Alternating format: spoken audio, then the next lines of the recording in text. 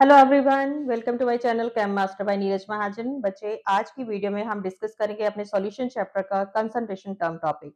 Concentration में हमने mass percentage पहले ही डिस्कस कर लिए। Now today we are going to discuss molarity, molality and mole fraction and these three are the most important topic. आपको पता है कि इससे रिलेटेड हमें क्वेश्चन एमसीक्यूज में भी आते हैं और ऐसे भी आते हैं एंड हमारे कॉम्पिटेटिव एग्जाम में भी इससे रिलेटेड क्वेश्चन हमें आएंगे। So let's discuss molarity, molality and mole fraction. तो सबसे पहले हमें पता होना चाहिए, हम सबसे पहले तो what we are discussing concentration terms. Concentration terms के अंदर हमने क्या डिस्कस करना है? हम डिस्कस कर रहे हैं molarity, molality and mole fraction. अब कंसंट्रेशन होती क्या है? कंसंट्रेशन क्या है? It is a number of moles, कि हमारे जो सॉल्यूशन है उसके अंदर हमारा सोल्यूट कितना प्रेजेंट है, इसी को ही तो कंसंट्रेशन बोलते हैं ना। तो सबसे पहले मोलैरिटी क्या होती है? मोलैरिटी है, it is its symbol is capital M and it is the number of moles of solute. N क्या है आपका? सोल्यूट। नंबर ऑफ मोल्स हैं किसके? हैं सोल्यूट के। It is volume of solution, और सॉल्यूशन क्या है? मिलीलीटर में है, multiplied by 1000। Clear? Then molality, molality क्या होती है?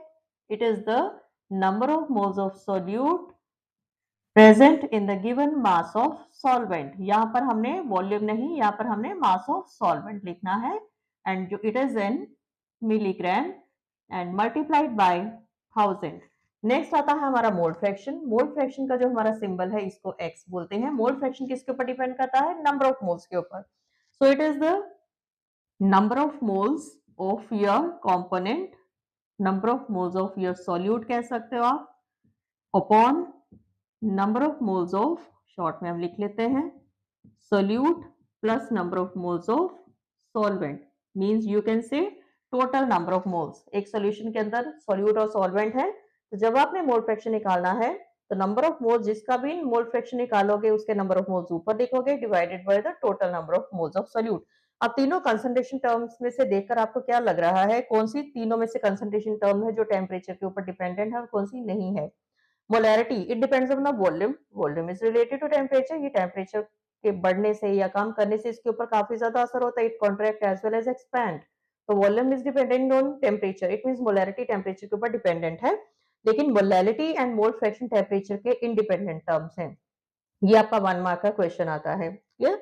देन मोलैरिटी और मोलैलिटी में से अगर आपको सॉल्यूशन बनाने के लिए बोला जाए, so which concentration term is prefer to make solution, तो इसका आंसर क्या रहता है? मोलैरिटी।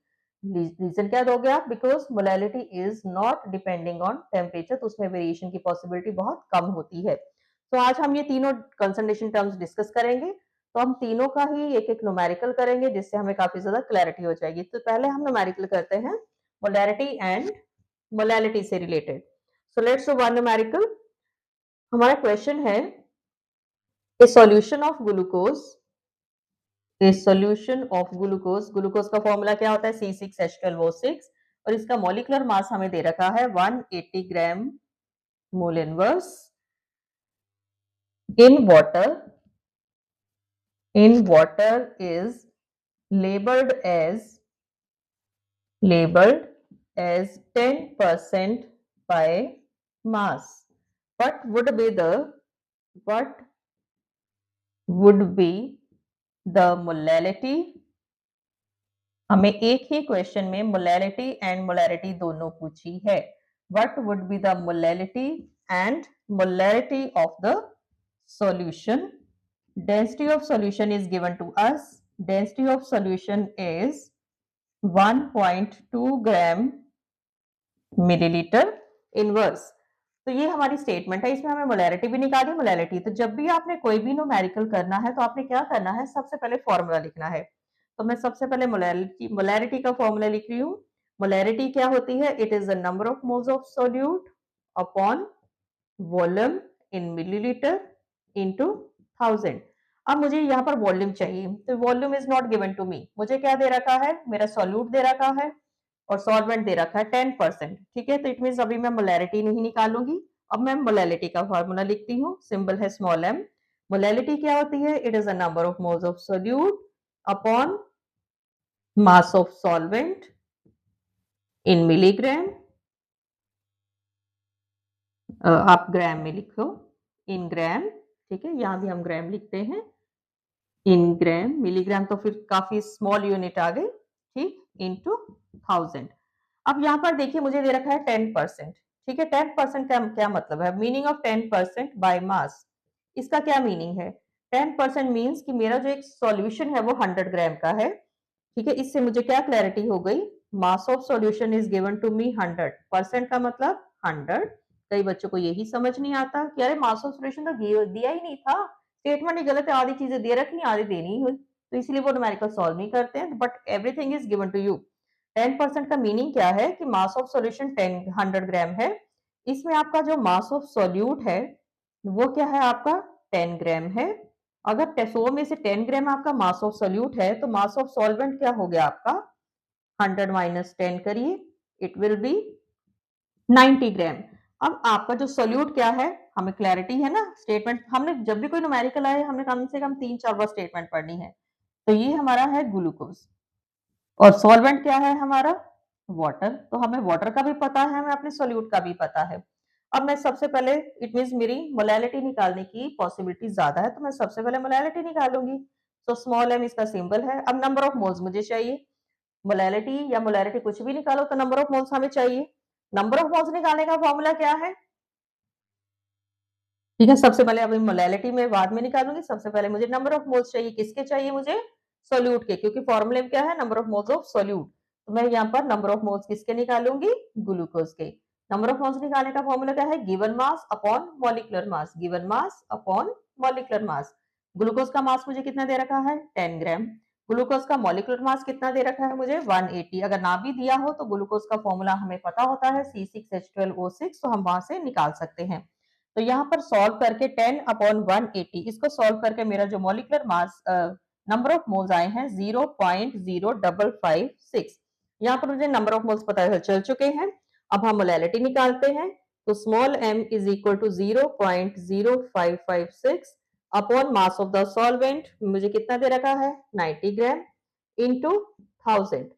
तो इसको आप मोलैलिटी को आप मल्टीप्लाई करिए, और जब जितना हो सके मोलैरिटी, और मोलैरिटी कोई भी आपकी कैलकुलेशन अगर आपको जो भी आती है उसको आप हाथ से करिए, don't use calculator, otherwise problem होती है, बिकॉज सीबीएसई हमें कैलकुलेटर अलाउड नहीं करती है।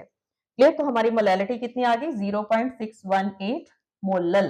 तो अब आपने एक चीज निकाली, now we will calculate molarity. अब मोलैरिटी के लिए मुझे फॉर्मूला क्या है? Number of moles of solute upon volume, but volume is not given to me, तो मोलैरिटी के लिए मुझे वॉल्यूम चाहिए, तो मैं सबसे पहले अब वॉल्यूम निकालूंगी। So volume of solution, but मुझे डेंसिटी दे रखी है, मुझे सॉल्यूशन का मास भी पता है, मुझे सॉल्यूशन की डेंसिटी भी पता है। ठीक है, सॉल्यूशन का मास मेरे पास है 100 ग्राम, डेंसिटी मुझे दे रखी है 1.2। अब ये कैसे निकालेंगे?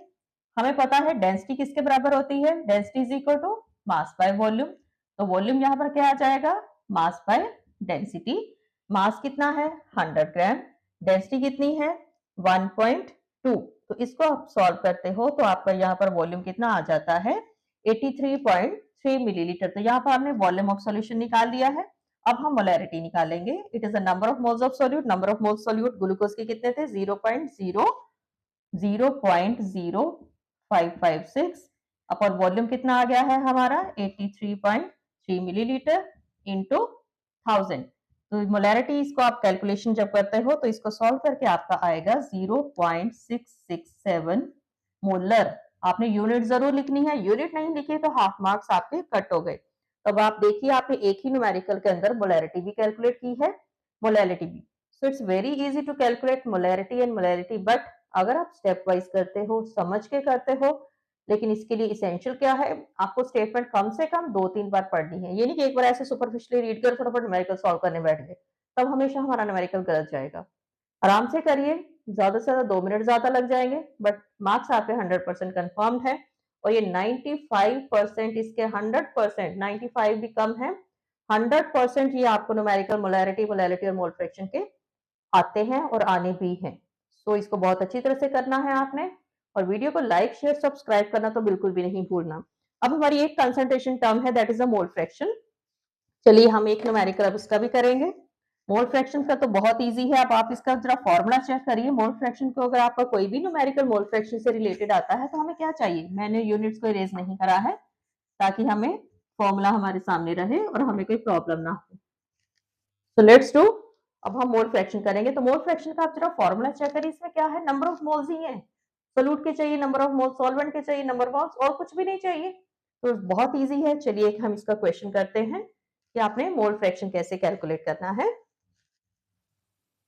ये सारे न्यूमेरिकल्स आपके एनसीईआरटी के हैं एंड 100% आपको एक एक क्वेश्चन जो है न्यूमेरिकल है वो एनसीईआरटी से आता है। The solution is 25% water, 25% ethanol. जिनको +1 में केमिस्ट्री मुश्किल लगती थी, जरूरी नहीं है कि +2 में भी उनको मुश्किल लगे, बस ये है कि हमें कंसिस्टेंसी से पढ़ना है, टाइम डिवोट करना है थोड़ा सा। Acetic acid by mass, calculate mole fraction of each component. Channel को फॉलो जरूर करिए ताकि आपकी जितनी भी आपकी हर टॉपिक से रिलेटेड आपको वीडियो डाली जा रही है, ताकि सबसे पहले आपको उसकी इन्फॉर्मेशन मिले, और आपको साथ साथ एडिशनल प्रैक्टिस क्वेश्चन भी डिस्क्रिप्शन में दिए जाएंगे। सो it's very useful for you. चलिए अब हमें क्या चाहिए, तीन मेरे पास कंपोनेंट है, मुझे तीनों का ही मोल फ्रैक्शन निकालना है, और इसके लिए मुझे मोल फ्रैक्शन के लिए क्या चाहिए होता है, नंबर ऑफ मोल्स। इसका मतलब मुझे सबसे पहले नंबर ऑफ मोल्स वाटर के भी निकालने हैं, इथेनॉल के भी निकालने हैं, एंड एसिटिक एसिड के भी निकालने हैं। अब यहाँ पर हमें फॉर्मूला किसका नहीं दिया, तो आपको फॉर्मूला आना चाहिए। अब we are in +2।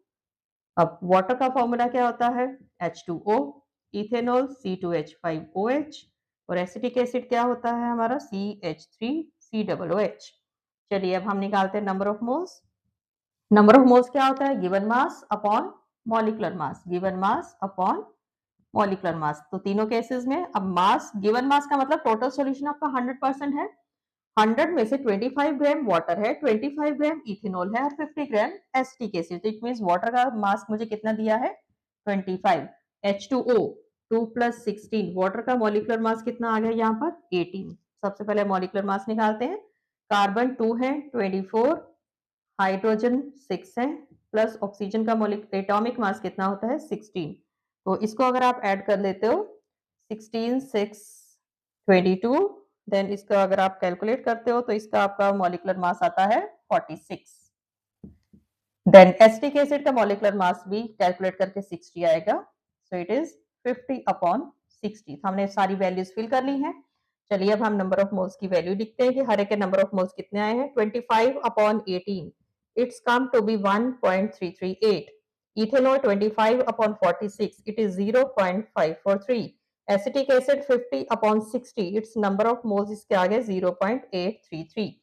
Next step हमारा क्या है, अब हमें चाहिए टोटल मोल्स। आप टोटल मोल्स निकालिए। टोटल मोल्स के लिए क्या करना है, आपको सभी जितने भी आपने नंबर ऑफ मोल्स निकाले हैं इनको आप ऐड अप कर दो, क्योंकि हमें टोटल नंबर ऑफ मोल्स के साथ ही डिवाइड करना है। तो इनको ऐड करके आपके टोटल नंबर ऑफ मोल्स कितने आ जाते हैं, 2.764। चलिए हमारा मेन काम यहाँ पर हो गया है। अब हम निकालेंगे मोल फ्रैक्शन।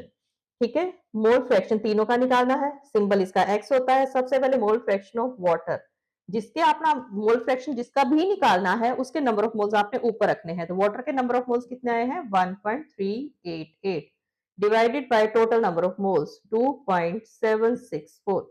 सबसे पहले हम लिख लेते हैं number of mole fraction of ethanol. इसके क्या है, नंबर ऑफ मोल्स इथेनॉल के 0.543 divided by total number of moles.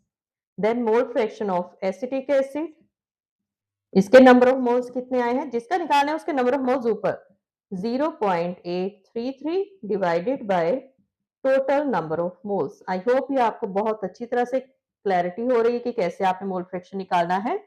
तो चलिए डिवाइड करके हमारा मोल फ्रैक्शन जो है, वाटर का मोल फ्रैक्शन आया है 0.502, इथेनॉल का हमारा मोल फ्रैक्शन आया है 0.196, एंड एसिटिक एसिड का आया है 0.302। तो अगर आप इनको कैलकुलेट करते हो, मोल फ्रैक्शन आपके सॉल्यूशन का 1 आता है। So in this way you can calculate mole fraction of your component which are given present in the solution. चलिए क्वेश्चन में आपको मोल फ्रैक्शन से रिलेटेड दे रही हूँ जो आपने करना है। ये आपका प्रैक्टिस क्वेश्चन है, इसको आप अपना होमवर्क भी समझ सकते हो। What is the mole fraction of solution? What is the mole fraction of solution? What is the mole fraction of solution in 2.5 molar aqueous solution? Mole fraction of solute निकालना है in 2.5 molar aqueous solution. I hope ये दोनों numericals आपको बहुत अच्छी तरह से समझ में आए हैं। इसको आपने ये नहीं कि वीडियो देखिए और काम हो गया, हम देखने में हमें लगेगा कि हमें समझ में आ गया है, लेकिन जब तक हम अपने हाथ से ट्राई नहीं करते हमें कुछ नहीं आता। It is chemistry. तो देखने में ईज़ी लगती है, लेकिन बाद में जब एंड में हम कंपाइल अप कर देते हैं, अच्छा नहीं आज नहीं, तो आज का काम तो बिल्कुल ही नहीं छोड़ना है। जो भी आप वीडियो देख रहे हो, उसको आप 10 मिनट के लिए ज़रूर अच्छी तरह से रिवाइज़ करिए। सो आई होप ये आपके लिए बहुत ज़्यादा फ्रूटफुल है। इसको आप लाइक, शेयर और सब्सक्राइब बिल्कुल नहीं भूलना है, हर हाल में करना है। Thank you for watching my video.